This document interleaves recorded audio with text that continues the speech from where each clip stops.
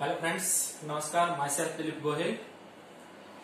We have discussed earlier different types of languages, functions. Hope all the videos are available there. So, to the point, today we are going to discuss the language function named showing condition. હવે friends showing condition હોય, expressing condition હોય, indicating condition હોય, આપણે તો એક જ word યાદ રાખવાનો છે કન્ડિશન. બીજી રીતે એને ગ્રામેટિકલ લેંગ્વેજમાં આપણે એડવર્બ ક્લોઝ ઓફ કન્ડિશન પણ એને કહીએ છીએ. ફ્રેન્ડ્સ પહેલા પણ મેં તમને કીધું તમારે શું યાદ રાખવાનું. નંબર 1, આ બધા જ લેંગ્વેજ ફંક્શનમાં તમારે યાદ રાખવાનું છે. આગળના અર્લિયર આપણે જે શીખી ગયા છે એ બધામાં જ. બધાનું રિવિઝન નથી, અત્યારે રિવિઝન નથી કરતો, વિડિયો અવેલેબલ છે. અને બીજું કે નાનામાં નાના વિડિયોમાં તમે મેક્સિમમ ટુ ધ પોઈન્ટ બધું જ ભણી શકો, એટલે હું બીજી કોઈ ડિસ્કશન કરતો નથી. સ્ટાર્ટ કરીએ આપણે. હવે પહેલા તમારે ફરજિયાત કમ્પલસરી યાદ રાખવાનું છે ફંક્શનનું નામ, અને ફંક્શનનું નામ છે અહીંયા કન્ડિશન. ટૂંકમાં શોઈંગ, એક્સપ્રેસિંગ, ઇન્ડિકેટિંગ ગમે તે હોય, કન્ડિશન આપ્યું છે. અચ્છા, કન્ડિશનનું ગુજરાતી તમારે યાદ રાખવું પડે શરત.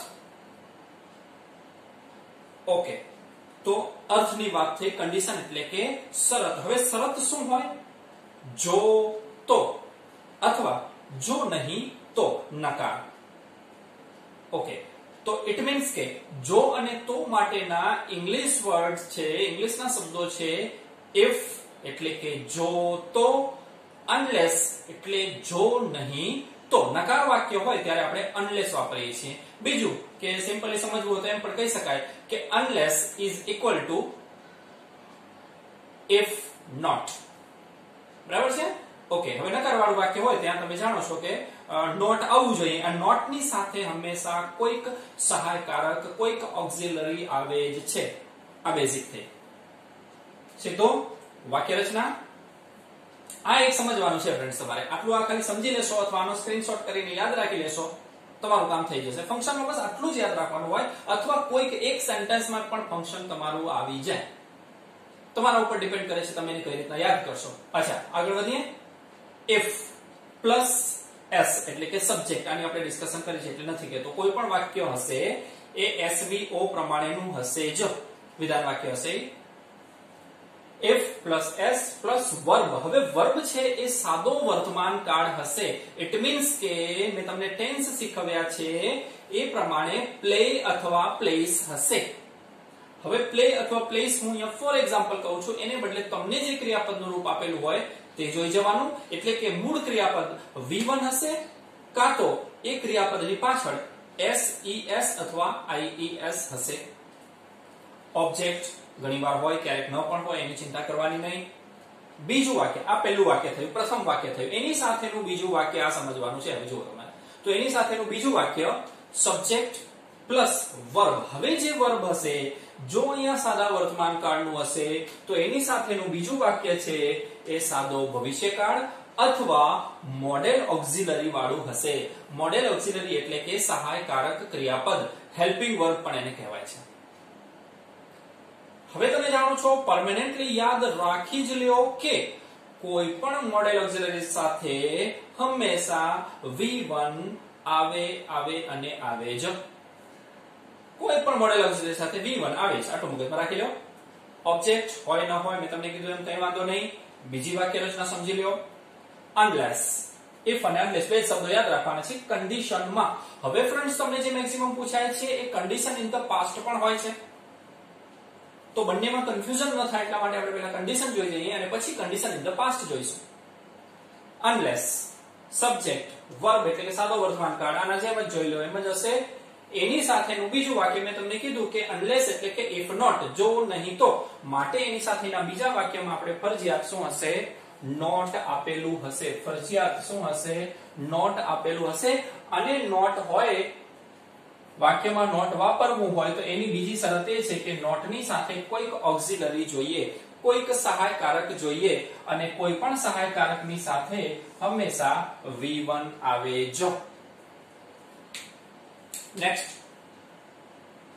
આ મેં વાત કરી ઇફ અને અનલેસ ની. હવે ઇફ અથવા અનલેસ બંને વાક્ય રચના સેમ હશે, પણ જો એ વાક્ય સાદા ભૂતકાળનું હશે, એટલે કે ક્રિયાપદનું રૂપ અહીંયા તમને વી ટુ પ્લેડ આપેલું હોય, ઈજી વાળું રૂપ આપેલું હોય, તો એની સાથેના બીજા વાક્યમાં તમારે વિલ નહીં પણ વુડ વાપરવું પડે. એવી જ રીતના કોઈ પણ મોડેલ ઓક્સિલરીઝ છે એનું ભૂતકાળનું રૂપ વાપરવું પડે. જેમ કે કેન આપેલું હોય, કેન લખવું હોય તો એને બદલે કુડ લખાય, કુડ વપરાય. મે હોય તો એનું માઇટ કરવું પડે, વિલ હોય તો એનું વુડ કરવું પડે. ઓકે, સેમ બાકી બધા તો રૂલ્સ સરખા જ લાગશે. એની સાથે શું આવે છે? V1. ઓકે, આપણી સામે અહીંયા એક્ઝામ્પલ છે. હવે ફ્રેન્ડ્સ, હું અહીંયા એક્ઝામ્પલ લઉં છું, એ કમ્પ્લીટ ધ સેન્ટેન્સમાં લઉં છું. કમ્પ્લીટ ધ સેન્ટેન્સમાં તમને ઓપ્શન અહીંયા આપેલા હશે નહીં, શબ્દો આપેલા હશે નહીં. આને બદલે અહીંયા તમને ઇન્ટુ બ્રેકેટ તમને કૌંસમાં શું લખેલું હશે? સોઇંગ કન્ડિશન. હવે સોઇંગ કન્ડિશન ત્યાં લખેલું હશે તો કમ્પ્લીટ કરવું હોય ત્યારે થોડુંક તમને ગુજરાતી આવડવું જોઈએ. બાકી બેમાં તમારા માટે ઈઝી થઈ જશે. કઈ? આઈડેન્ટિફાઈ ધ ફંક્શન અને રિસ્પોન્ડ ધ સેન્ટેન્સ યુઝિંગ ફંક્શનમાં. એની હું વાત કરીશ, એક્ઝામ્પલ કરશું આપણે ત્યારે. Okay, if you work hard. Gujarati આવડવું જોઈએ થોડુંક. ઇફ નોટ અહીંયા તમારી સામે જ છે. જો તો, અનલેસ એટલે જો નહીં તો. ઇફ યુ વર્ક હાર્ડ, જો તમે સખત મહેનત કરશો. જો એકચ્યુઅલી સાદો વર્તમાન કાળ છે અહીંયા, યાદ રાખજો. મેં અહીંયા પણ તમને કીધું જ છે. શું કીધું છે? જુઓ, જો પહેલું વાક્ય સાદા વર્તમાનનું હોય તો એની સાથેનું બીજું વાક્ય સાદો ભવિષ્યકાળ અથવા તો મોડેલ ઓક્સિલરી સાદા અર્થમાં આવે. અહીંયા સમજાવ્યું તો એ જ.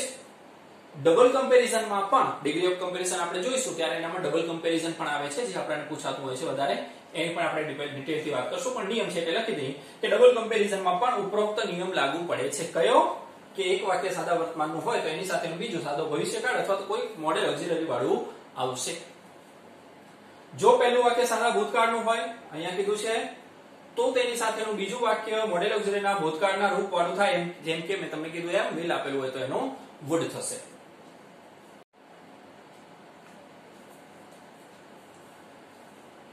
ઓકે ફ્રેન્ડ્સ, હવે એક્ઝામ્પલ્સ બંનેના ઇફ અને અનલેસ ના પણ વાક્ય રચના તમારી સામે છે. એક સેન્ટેન્સમાં મેં તમને વર્ડ આપી દીધેલો છે, તમને આપેલો હશે નહીં, ત્યાં એને બદલે મેં તમને વાત કરી એમ અહીંયા સોઇંગ કન્ડિશન લખેલું હશે. હવે આના ગુજરાતી અર્થને આધારે આપણે વિચારવું પડશે કે બીજું વાક્ય, એનું આગળનું વાક્ય છે એ શું આવે. કમ્પ્લીટ ધ સેન્ટેન્સમાં આવી રીતના હશે. મેં અગાઉ વાત કરી એમ આઈડેન્ટિફાઈ ફંક્શનમાં આખું વાક્ય લખેલું હશે. ત્યાં તો તમારે ઇફ અને અનલેસ જુઓ એટલે ખબર પડી જશે સોઇંગ કન્ડિશન છે ફંક્શનનું નામ. એના સિવાયનો ફંક્શન એક પ્રશ્ન આવે છે કે જેમાં રિસ્પોન્ડ આપવાનો હશે, વાક્યનો ઉત્તર આપવાનો હશે, જે ઓપ્શનમાં જેના ઓપ્શન તમે આપેલા જશે. તો એમાં પણ તમારે શબ્દો ઉપરથી જ ખબર પડી જશે. આમાં થોડુંક વિચારવું પડશે. આ જો આવડે તો પહેલા બે તમને ઈઝીલી આવડી જાય. ઓકે, હવે આગળ વધીએ. ઇફ યુ વર્ક હાર્ડ, તરત તમારા મગજમાં શું આવવું જોઈએ? પહેલો શબ્દ આવી જવું. શું આવ્યું છે અહીંયા? ઇફ આપેલું છે. બીજું ક્રિયાપદનું રૂપ ફરજિયાત જોવાનું. તો હવે અહીંયા ક્રિયાપદનું રૂપ આપણે શું આપેલું છે? વર્ક આપેલું છે. ઇટ મીન્સ કે વર્ક અથવા તો વર્ક્સ આપેલું હોય તો એ સાદો વર્તમાન કહેવાય. મૂળ ક્રિયાપદ અથવા પાછળ s આપેલું હોય તો એ સાદો વર્તમાન કહેવાય. ઇટ મીન્સ કે સાદો વર્તમાન હોય તો એની સાથેનું બીજું વાક્ય સાદો ભવિષ્યકાળ અથવા કોઈક મોડેલ ઓક્સિલરી થશે. હવે આનું ગુજરાતી કરો. ઇફ યુ વર્ક હાર્ડ, જો તમે સખત મહેનત કરશો અથવા કરો છો. આખું વાક્ય આગળ પૂરું કરી ગુજરાતીમાં તો આપણો ઉત્તર શું હોવો જોઈએ? કે જો તમે સખત મહેનત કરશો તો તમે સારું પરિણામ મેળવશો. તમે સારું પરિણામ મેળવશો. આ વાક્ય ગુજરાતી થયું. હવે એનો તમે જવાબ લખશો ત્યારે કોઈ પણ ઇંગ્લિશનું જે વાક્ય છે એની વાક્ય રચના આપણે હંમેશા કઈ હોય છે? SVO. તમે સારું પરિણામ મેળવશો. કર્તા તરીકે તમે એટલે કે યુ. સારું પરિણામ મેળવશો, ભવિષ્ય થયું. તો ભવિષ્યકાળ માટે આપણે શું હોય છે? will. મેળવવું અથવા તો પ્રાપ્ત કરવું એટલે કે શું લખશો અહીંયા? get. શું મેળવશો? ઓબ્જેક્ટ, કર્મ, good result. તો આ વાક્ય થયું અહીંયા પૂરું. If you work hard, you will get good result. આ જ વાક્યને તમે એમ પણ લખી શકો if you work hard you can get good result. Auxiliary તરીકે આપણે અહીંયા can મૂકી દઈએ. તમે સારું પરિણામ મેળવી શકશો, તો પણ જવાબ સાચો છે. બસ ફ્રેન્ડ્સ, આ પ્રમાણે જ હવે બાકીના સેન્ટેન્સ આપણે જોતા જઈએ છીએ. ચલો સ્ટાર્ટ કરીએ. બીજું વાક્ય, second sentence, if you come early.